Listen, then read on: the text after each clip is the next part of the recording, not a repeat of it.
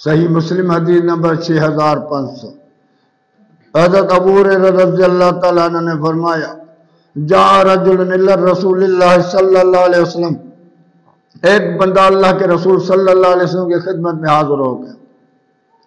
فقال من احق بحسن صحابتی، وہ کون سا بندہ ہے لوگوں میں جس سے میں سب سے زیادہ حسن سلوک کروں؟ قال امک، اللہ کے رسول نے فرمایا تیری ماں سب سے زیادہ حقدار۔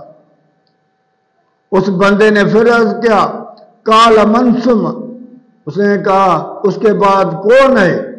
قال ثم امک، اللہ کے رسول نے فرمایا اس کے بعد پھر بھی تیری ماں ہے۔ قال من ثم، اس کے نے کہا پھر کون ہے؟ قال ثم امک، اللہ کے رسول نے تیسری بار بھی کہا تیری ماں حقدار ہے۔ اس نے چوتھی بار پوچھا قال من ثم، اس کے بعد کون ہے؟ قال ثم ابوک، اللہ کے رسول نے فرمایا اس کے بعد تیرا باپ ہے۔ کیوں کہ تیری ماں سے 3 دفعہ زیادہ کیوں حق ہے؟ کیونکہ حالانکہ ماں باپ کا ایک ہی حق ہے، لیکن عورت کمزور ہے، اس لیے عورت کے حقوق کا خیال رکھا جائے۔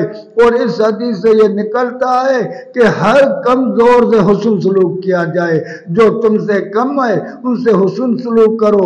عورت کمزور ہے اس لیے عورت سے زیادہ حسن سلوک کرو، اس کا حق ہے، تیرے اوپر واجب ہے، فرض ہے کہ تم عورت سے اچھی طرح سے پیش آ جاؤ، اور ماں سے تو 3 گنا زیادہ حسن سلوک سے آ جاؤ، اور ہر کمزور سے، کیونکہ سوال یہی پوچھا گیا کہ انسانوں میں سے کس سے اچھا سلوک کروں، تو اللہ کے رسول نے عورت کا نام کیوں لیا؟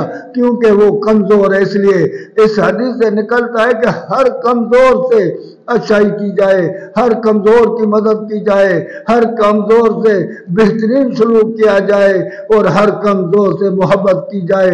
اس کی محبت میں اللہ کی محبت ہے، ان سے پیار کرنے میں اللہ کا پیار ہے، ان سے صحبت رکھنے میں اللہ کے رسول صلی اللہ علیہ وسلم کی اتباع ہے۔